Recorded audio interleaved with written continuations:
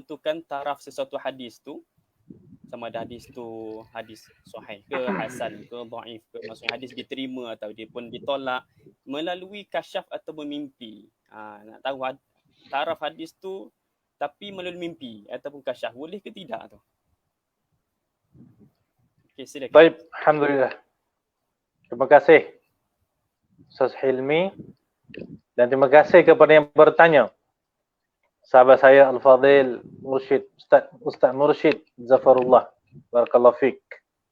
Ini soalan kata orang killer question ni. Kan, panjang cerita dia.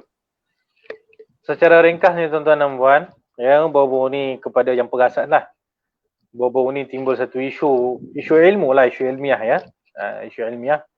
Iaitu boleh ke kita nak menentukan martabat satu hadis itu melalui kasyaf ataupun mimpi. Yang seseorang itu mimpi. Dalam mimpi dia jumpa Nabi SAW, lalu Nabi kata hadis ni sahih. Ataupun hadis ni hasan ataupun dhaif tu macam mana? Jadi boleh tak? Ataupun orang tu ada ilmu kasyaf. Dengan melalui ilmu kasyaf dia tu, dia menentukan, oh ini hadis sahih ni, oh ini hadis palsu. Boleh tak macam tu?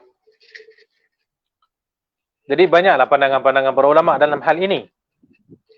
Tinggal lagi pandangan yang saya lah secara peribadi agak cenderung kepada pandangan ini adalah tak boleh tuan-tuan dan puan-puan. Tidak boleh untuk kita melabel satu-satu hadis itu dengan cara kasyaf ataupun mimpi. Okey? Dan ini satu perkara yang saya dengar daripada guru saya yang mengajarkan saya ilmu hadis. Mereka juga ahli tasawuf, mereka juga adalah orang-orang sufi, tetapi mereka juga tidak menerima kaedah mentashih, mentad'if hadis itu dengan cara kasyaf ataupun mimpi. Sebab dia apa?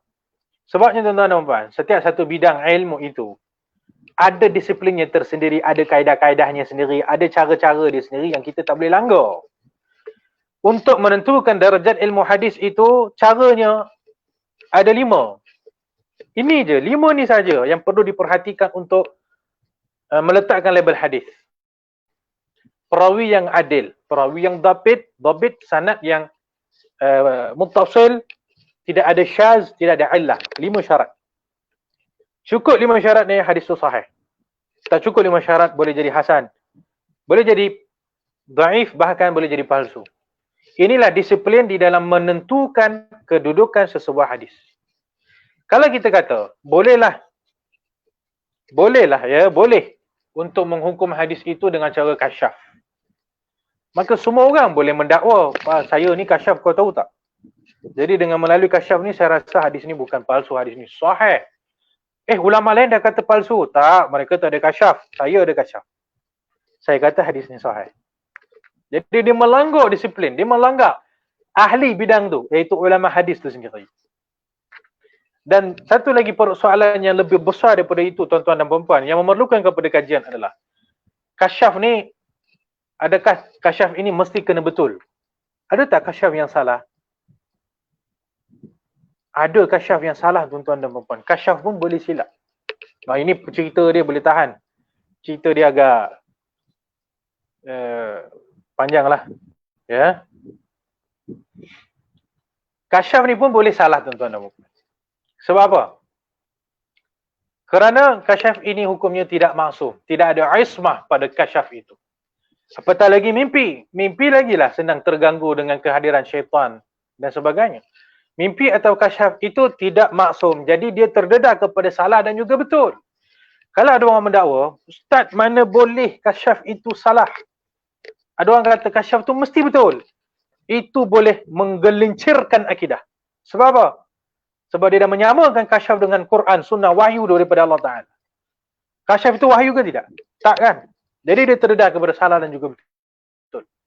Jadi bila kasyaf ke mimpi terdedah kepada salah dan betul, maka tak boleh dijadikan sebagai kayu ukur yang tepat untuk mengukur hadis. Jadi tuan-tuan dan puan-puan, kita kena ikut bidang masing-masing. Kalau ilmu hadis macam ni. Okey, untuk kita menentukan darjat hadis, 5 sahaja tadi. Kasyaf dan mimpi, tidak. Ini pandangan saya yang mungkin ada yang setuju, mungkin ada yang tidak setuju. Tapi pandangan saya ini selaras dengan sebilangan besar ulama muhaddisin. Wallahu a'lam.